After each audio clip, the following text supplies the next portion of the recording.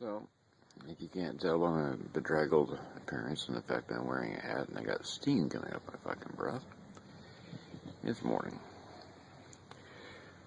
And I told Jeff about this in a text last night, and it's one thing I didn't put in the Facebook post, is apparently we have a cougar in the area.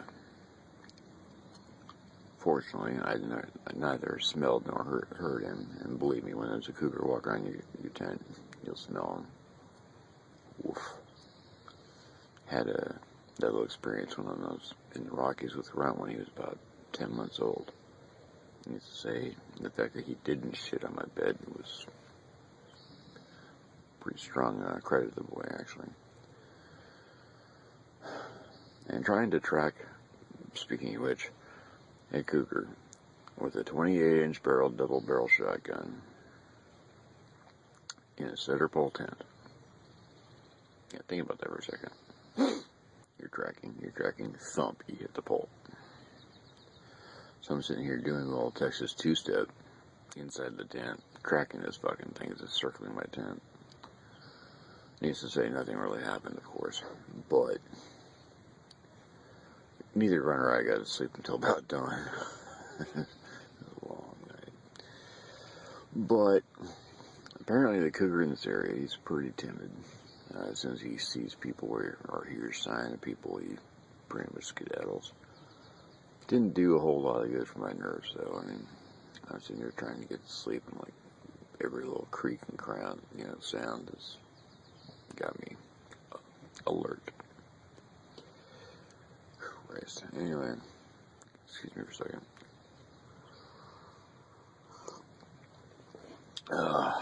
So I am at the second campsite, and it's barely a campsite. I mean, they put in a hiker-biker to accommodate the Willamette Valley Scenic Bikeway. Kinda. Yeah, it's not bad. I mean, it's actually one of the best bike locking systems I've ever seen. It's actually this block of cement with 2 rails in it per side. And there's like, 5 or 6 sides. But one of the reasons why I got such a big goddamn tent is I can put my bike and trailer in the back. Fuck it. My bike is far too magpie lure shiny. Fuck it. At this point, needless to say, the Willamette Valley Scenic Bikeway, fuck it. It's a moot fucking point. Yes, it is flat. But you have to go through the Mount Everest that is Oregon City to get to it. Unless you have the fortune of having someone with a pickup truck and some extra gas money to get you to Shampooey Park. There are some beautiful sights. There are some dogs. They will chase you. They will try to, at least. But here's the thing. There's no support. I mean, I posted this on Facebook last night, but there's no fucking support. No water. No food. No grocery stores. No restaurants. Nothing. There's fucking farms. And you know what these farms are growing? You'll love this part. Wine. They're fucking vineyards. I mean, I'm not that kind of a Puritan. The last I checked, farms grew food, not booze. Don't get me wrong, I don't mind tipping back a glass on occasion. Maybe even tie one on, make an ass of myself on the couch. Fuck it, why not? But miles and miles and fucking miles of vineyards. Really? Do we need that much fucking wine? Oh, that's right. It makes a lot of money and it keeps the masses fucking dull. Right. Anyway. Sorry to go on a quasi-political rant there, but this shit just pisses me off. Anyway. So apparently, 0.7 miles, according to Google Maps, whatever, from here, literally from the campsite, is the Wheatland Ferry, which will take me on a relatively flat route to Western Salem. Hopefully that's not the part of Salem that sucks. Then again, it's Salem. What are you going to expect?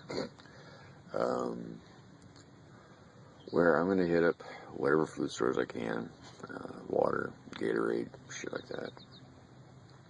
I'm almost completely financially hammered, and fortunately I'm experiencing this shit of living off the cuff, as it were. And Grunt just hatched from my blankets. Hey, kiddo. Say good morning to the crowd. Yes, with that. Anyway. Trying to get this thing situated. But, yeah, I had no fucking clue what I'm doing here at this point. I had this plan of taking this wonderful flat route that everyone's talking so much about. And that little statistic is the one thing they all failed to mention. Thanks a lot. Appreciate that. But I'm still going to bomb for Eugene.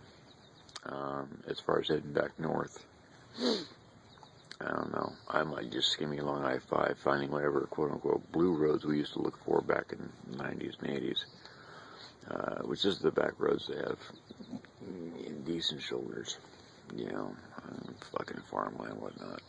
But more often than not, you'd at least run into a town that had a frickin', water spigot and some store that you could buy a cheap-ass burger at. The complete lack on this has just got me floored. But being the intrepid traveler that I am, blonde, I'm gonna keep going. No options. And do what I can. I'm gonna keep going for Eugene, so yes, Mariah, I am en route. We can hang out and laugh at the locals and tell Scaboo's jokes. How long I'll be in town? Don't know. Depends on luck and whatnot. I mean, the irony is I did this to get on the road and get back in shape. But the way I'm feeling right now is if I find a rental situation in Eugene that's actually feasible, I might actually do it for a couple months. Just to try and regroup what the fuck I'm doing. But, yeah, this is me checking in, and I'm going to go ahead and fry my bandwidth allotment like a friggin' piece of chunky bacon to post this so you guys have an idea what's going on. I'm probably going to have to do the Facebook, or the YouTube Facebook boogie, but whatever. And I'm really, really hoping that I can give you guys some good news. No fucking clue what that would be, but, good news, right? Anyway, this is me signing off in my tent. I'm about to fire up my wood stove because